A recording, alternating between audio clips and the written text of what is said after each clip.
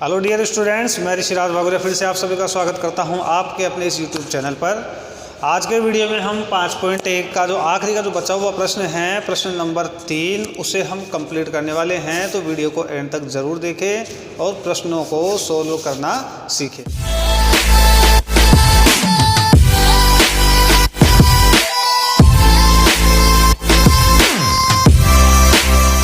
तो students, question number 3 जो है वो है संख्याओं की निम्नलिखित सूचियों के लिए समांतर श्रेणी की जांच कीजिए। यदि इनमें कोई समांतर श्रेणी है तो इसका सार्वंतर ज्ञात कीजिए तथा इसके अगले 4 पद भी लिखिए। मतलब पहले हमें इसको चेक करना है कि ये एक एपी है कि नहीं, मतलब एक समांतर श्रेणी है कि नहीं है। इसके बाद इसका सार्वंतर और अगले 4 पद भी हमें ज्ञात करने हैं। तो सबसे पहले हम इसकी जाँच करते हैं, समांतर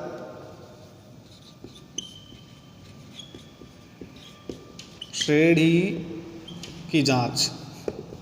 तो इसके लिए हम स्टूडेंट्स क्या करेंगे, हर आखिरी वाले पद में से उससे पहले वाले पद को हम माइनस करते जाएंगे। जैसे मान लो सबसे पहले हम करें दूसरे पद में से पहले पद को माइनस, तो 5/2 में से माइनस करेंगे हम 2 को। 2 के नीचे कुछ भी नहीं है तो हम 1 लगा लेंगे। 2 का और 1 का एलसीएम 2 होगा।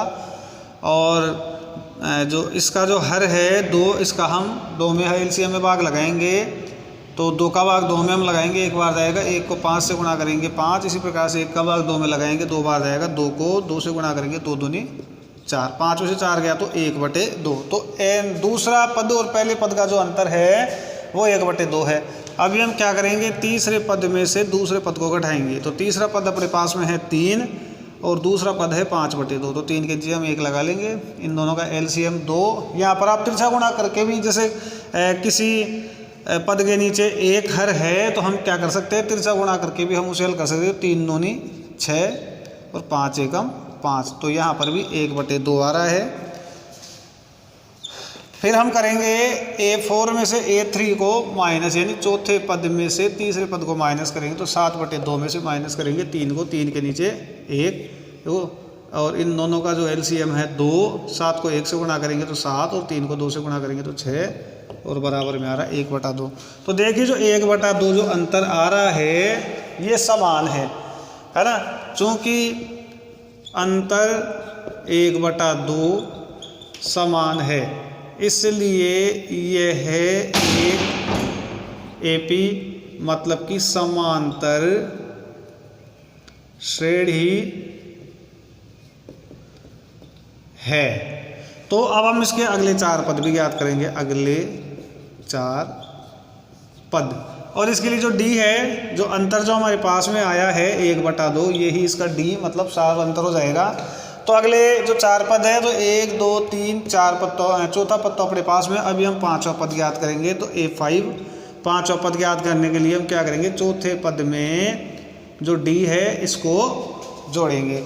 तो आप देखो हर समान है तो ऊपर के जो अंश है ऐसे कैसे आ जाएंगे। और इसका मतलब हो गया 7 और 1 8/2 और 2 का भाग 8 में 4 बार जाता है। तो जो 5वां पद है ये हमारे पास आ गया है 4।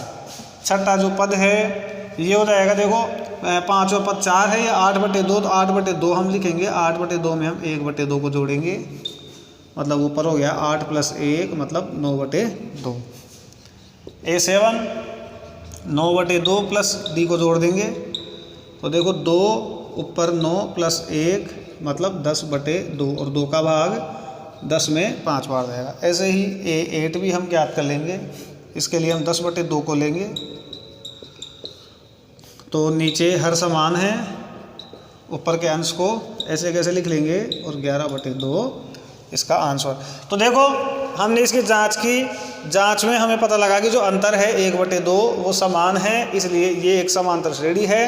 तो अंतर जो समान अंतर है उसी को हम सार्वंतर कहते हैं। जो डी है ये 1/2 आ गया। अगले 4 पद हम इस तरीके से ज्ञात करेंगे। इसी तरीके से इसके सारे जो प्रश्न हैं उनको हल किया जाएगा। तो मैं सभी प्रश्नों को आपको हल करके दिखाता हूँ। तो तीसरे का जो दूसरा प्रश्न है ये है माइनस का 1/2, माइनस का 1/2, माइनस का 1/2 और माइनस का 1/2। तो सबसे पहले हम इसकी जाँच करते हैं। तो जाँच में मैं क्या कर रहा हूँ, A2 में से A को घटा रहा हूँ, यानी दूसरे पद में से पहले पद को। तो माइनस के 1/2 माइनस माइनस का 1/2। तो माइनस का 1/2 माइनस माइनस प्लस 1/2। तो प्लस का 1/2 और माइनस का 1/2 ये दोनों एक दूसरे से घटेंगे क्योंकि अलग अलग चिन्ह है। तो 1/2 में से 1/2 गया तो क्या बचेगा 0। इसी तरीके से हम लेंगे A3 में से A2 को घटाएंगे तो वो भी यही है, माइनस का 1/2 माइनस माइनस का 1/2। तो माइनस का 1/2 प्लस 1/2 मतलब कि 0। ऐसे ही A4 में से A3 तो माइनस का 1/2 माइनस फिर से माइनस का 1/2 मतलब माइनस का 1/2 माइनस माइनस प्लस का 1/2 बराबर 0। तो अंतर समान है।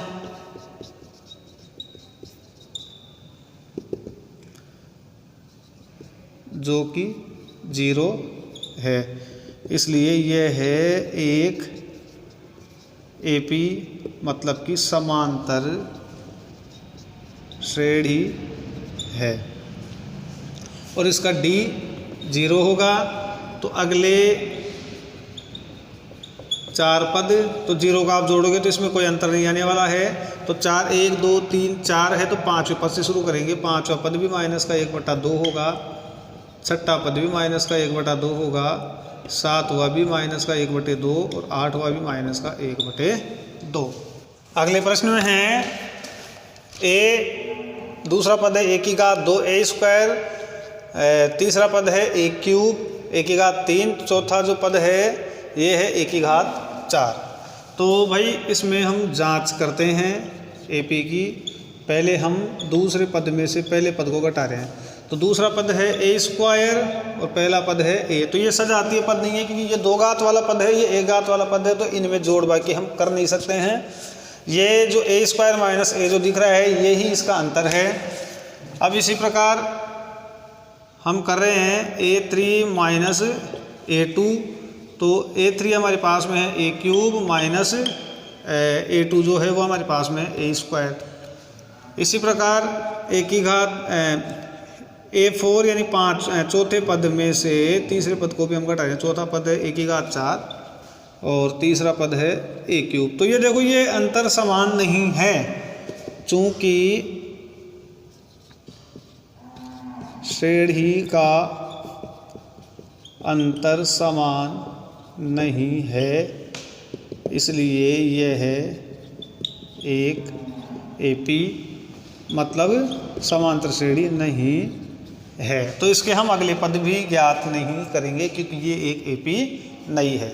अगला जो प्रश्न है इसमें हमारे पास संख्याएं हैं √3 √6 √9 और √12। तो हम इसमें AP की जांच करते हैं। AP की जांच, तो AP की जांच में पहली जो जांच है वो हम कर रहे हैं कि A2 में से हम A1 को घटाते हैं।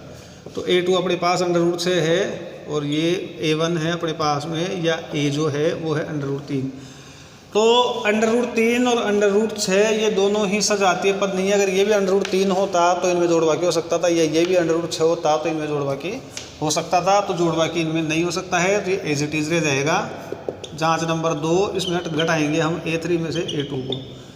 तो A3 अपने पास में है √9 और ये है √6। अगर हम इसको और भी इसको शुद्ध रूप में लाए तो ये 3 हो जाएगा और ये √6। तो ये सजातीय पद नहीं है। तो इसका जो अंतर है ये ही है, ऊपर वाला अंतर और ये वाला अंतर दोनों अलग अलग है। अगर हम इसके तीसरे नंबर की जांच और करें तो 4 में से यानी चौथे पद में से हम तीसरे पद को घटाएंगे। तो √12 में से हम घटा लेंगे √9 को। अगर आप √9 को तो 3 बोल सकते हैं, √12 को आप बोल सकते हैं 2 दूनी 4 4 3 12। तो 2 का इसमें एक जोड़ा बन रहा है 2 √3। तो इनमें भी जो सजातीय पद ये नहीं है तो अंतर बराबर नहीं है। देखिए आप, पहले का अंतर ये है, दूसरे का ये है, तीसरे का ये है। ये तीनों ही अलग अलग नंबर्स हैं। तो इसलिए हम कहेंगे कि चूंकि श्रेणी या संख्या सूची का अंतर समान नहीं है इसलिए यह है एक AP नहीं है। अगला जो प्रश्न है इसमें संख्या सूची हमारे पास में √2 √8 √18 और √32। तो सबसे पहले हम इसकी जांच करें। जांच करने से पहले हम इसका थोड़ा शुद्ध रूप में और लिख लेते हैं इन संख्याओं को। √2 तो √2 ही रहेगा। अगर हम √8 की बात करें तो इसके आप अभाज्य गुणनखंड करो, 2 दूनी 4, 4 दूनी 8, तो 1 2 का जोड़ा इसमें बन रहा है तो 2 निकल जाएगा बाहर, ये रह जाएगा रूट में। ऐसे ही जो 18 है ये होता है 9 दूनी 18 यानी 3 तिया 9 और 9 दूनी 18, तो 3 का जोड़ा बन रहा है और 2 रह जाएगा रूट में। ऐसे ही 32, तो 32 का होता है अपने पास में 16 दूना 32 यानी 8 दूनी 16, 16 दूना 32 यानी 2 × 2 × 2 8 × 2 × 2, 2 दूनी 4, 4 दूनी 8, 8 दूनी 16, 16 दूना 32, एक जोड़ा और एक जोड़ा ये रह जाएगा रूट में। तो यहाँ से एक एक जोड़े में से हम 1 1 2 को निकालेंगे, 2 दूनी 4 √2, तो ये हो जाएगा 4 √2। अभी हम करेंगे इसकी जाँच।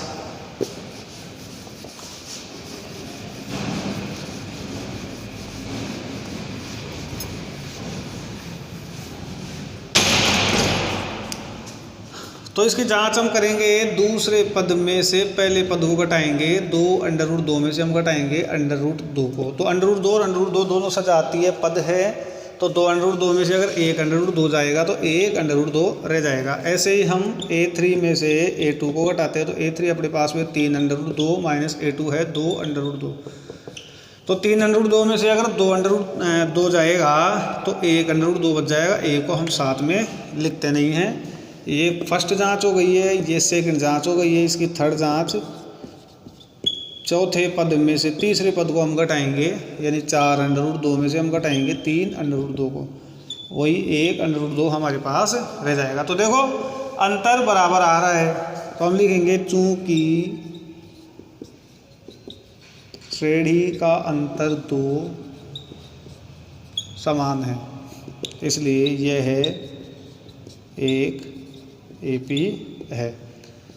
तो इसके अगले 4 पद भी हम लिखेंगे, तो इसके अगले 4 पद, तो 4 पद ये ऑलरेडी है, हमें करना है 5वां पद। तो 5वां पद हो जाएगा इसका 4 √2 में हम प्लस करेंगे √2 को, तो हो जाएगा 5 √2, यानी D को हम प्लस करेंगे। D हमारे पास में है √2, ये √2 है, तो D इसका √2 है।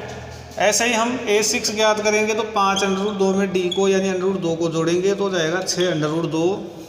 A7 हो जाएगा 6 √2 प्लस √2 यानी कि 7 √2, और 8वां हो जाएगा 7 √2 प्लस 1 √2 मतलब कि 8 √2।